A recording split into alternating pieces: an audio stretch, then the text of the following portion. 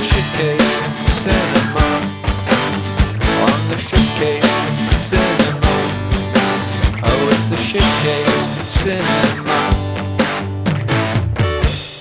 I need some coffee. I don't want to crack up my car. So the film starts in 1965 when all these pilots are suddenly faced with an alien ship which makes 3 of the pilots disappear and then launches an attack ship that destroys the captain. Then the other pilots just reappear. It's a very weird opening, but very cool as well. Flash forward to the present day and the captain's downed ship has finally been rescued. Now conveniently, seconds later, his grown-up son appears in the form of that powerhouse Michael Madsen. And yes, his acting ranges from his usual I don't care about this role whatsoever to I don't care about this role whatsoever. Look! In storms this chap. Now most people will know him from Full Metal Jacket, so throughout the film you just want him to be mouthing off all the time, calling everybody slimy little scumbags or giving them stupid names like Private Cowboy or Private Joker. And while you're concentrating on him, suddenly out of nowhere a random guy hijacks the truck, shouts out something about the lie must be exposed, and he rides away. Now nothing in this movie gets explained, you're just somehow meant to know what's going on. Now the excitement is just beginning, so settle down for a wicked journey. Why do cars always fly into the air and spin around when they crash, and why is there always a random pile of empty cardboard boxes laying around for them to drive into?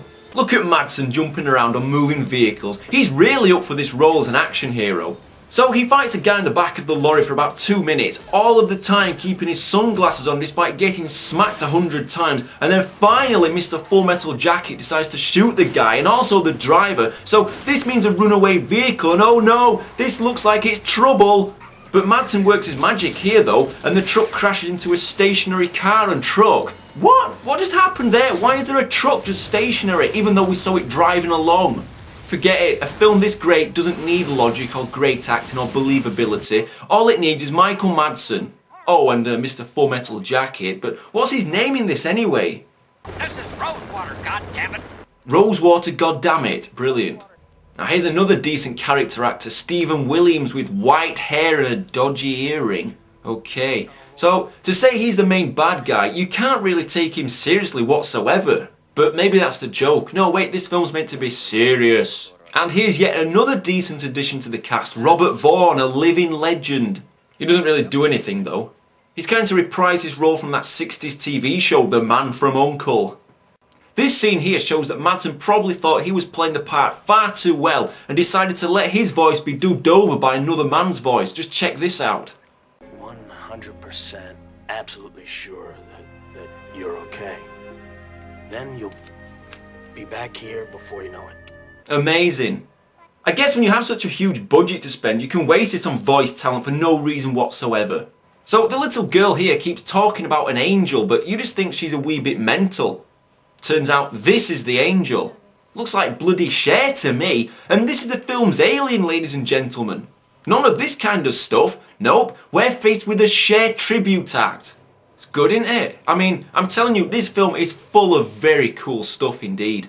Now the next few minutes are laughable and confusing. The girl shoots a green ball at Cher, Cher shoots one back, they shoot a green ball at a teddy bear, the army storm in, kidnap the little girl, Madsen fights them off in a terrific wooden style, and then he gets shot 3 times by Mr. Full Metal Jacket. What, is that the end? Hell no, we want to see more.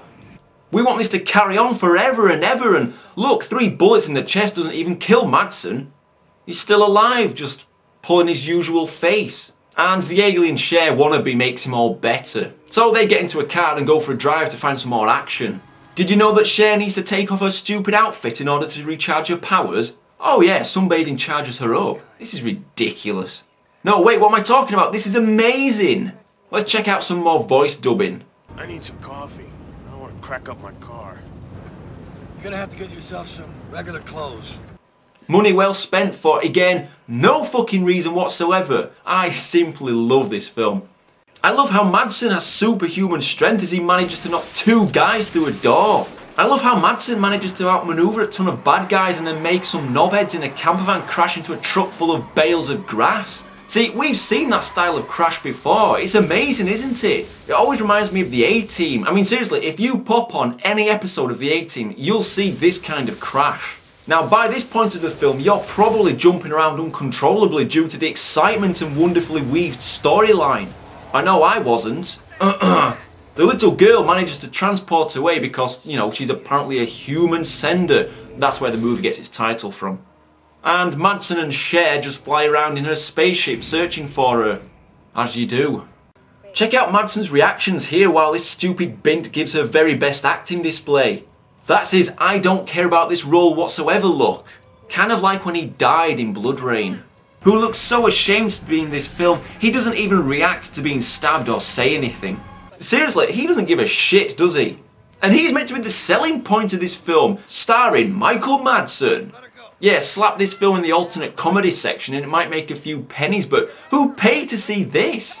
And before you say anything, this was part of a box set that I bought. What is he doing? He just flies into a bridge and kills himself. Reminds me of that helicopter in Broken Arrow. And then the helicopter pilot just randomly flies into a cliff and blows up. Okay, time for a crash landing now. Prepare yourself, Michael. Oh boy, I love his talent. They're never ending. This guy needs worshipping, so come on and join me everybody in worshipping the gifted one. Master Madsen. Moving on, Robert Vaughn shows up. Yeah, did you forget about him? He serves no purpose in this whatsoever. Now he talks to Madsen and Cher, and then he gets into one of the greatest shootouts you'll ever see. Ultimately though, he gets caught and it turns out his wife is a baddie too.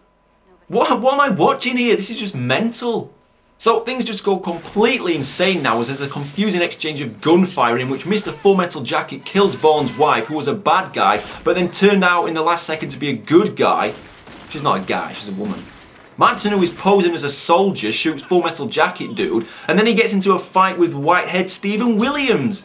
I mean, is this movie some kind of promo film for the use of drugs? So they get into the alien ship, the little girl uses green energy to make them transport out of there, and the place blows up. Now watch this is the funniest moment in the film, at least it was for me. The look, the acting, it's all just top notch.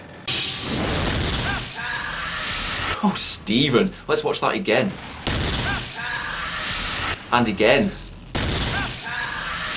Things scale to even greater heights though when Madsen's dad turns up from nowhere. Yeah, you remember him from the very beginning crashing into the sea. Turns out the aliens saved him. This is a joke. What's that all about? He doesn't even know who she is. He's just a total stranger to her. He just doesn't. What knows? This is so amazing. This is just so amazing. In fact, this film is so great, I'm not worthy of watching it. I think I'll just crawl back to watching the shit that I normally do. So they walk off happily talking about ice creams. Let's get some ice cream. Sure. I got a nickel. Get two. Yeah, almost as epic as the ending of Pocket Ninjas, yet another gem I reviewed a while back. So that's The Sender. Oh, and everything I've pretty much said is total bollocks because this film is absolutely terrible. So if you want to see a film sink to new lows with every passing minute, then check out The Sender. 2 out of 10.